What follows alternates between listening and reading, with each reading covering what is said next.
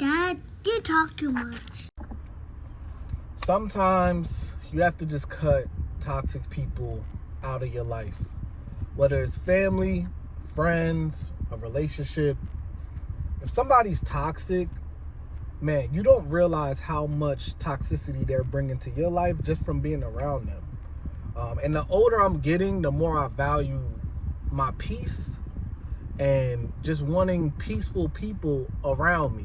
Being surrounded by peaceful people that, aren't always trapped in chaos. And maybe cut off is a little harsh, but you definitely have to move differently with these people in your life. In my life, I've had a lot of toxic people from, old friends to, family members that were toxic, and especially relationships. Toxic women that I've dealt with.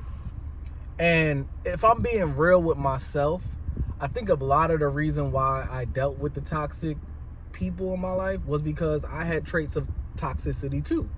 They say birds of a feather flock together. They say you gravitate towards, what you are.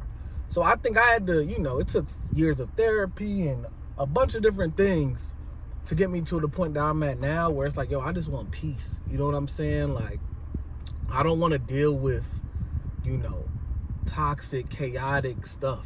And the scary part is you can get so used to your life being in chaos and your life being in shambles, and kind of like the video I said before about being in survival mode, and you can start to surround yourself with people that all have the same mindset.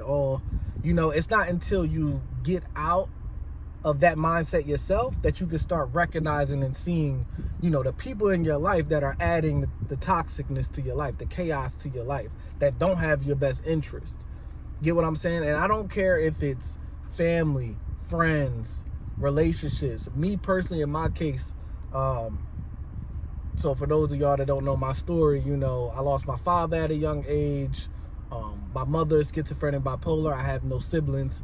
So I tended to cling on to friends, cling on to relationships, and for years, I think I held on to certain relationships longer than what I should have because of the fear of being alone, not having family, not having, these other things that are so important for your everyday life.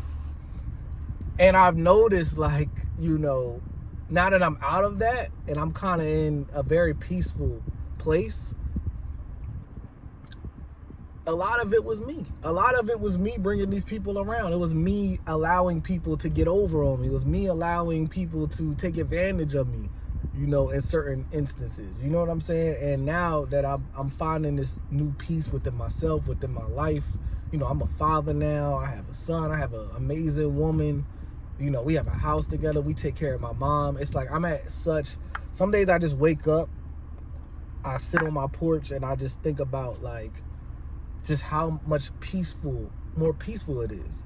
I remember, man, probably for the last 10 years of my life, it was nothing but survival and trying to figure out my next move, trying to figure out, I don't know where I'm about to live now, so our bills is here, so let me just move over here, let me move this.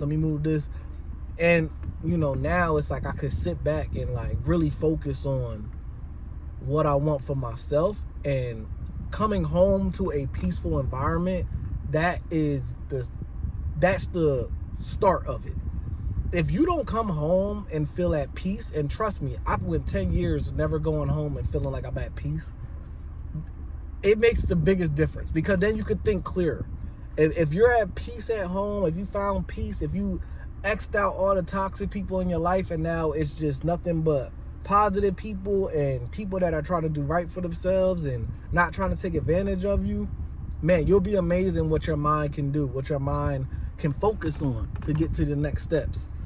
And that's just the stage that I'm in currently. You know what I mean? It's like, I was talking to my girl the other day, and I'm like, I never felt this at peace since being an adult. I'm 28 years old. I think, since my father dying at 16 up to this point, it's been nothing but chaos, nothing but trying to figure it out, and now this is the first time I can sit back and be like, wow, like, what does Ced want? What do I want for my life?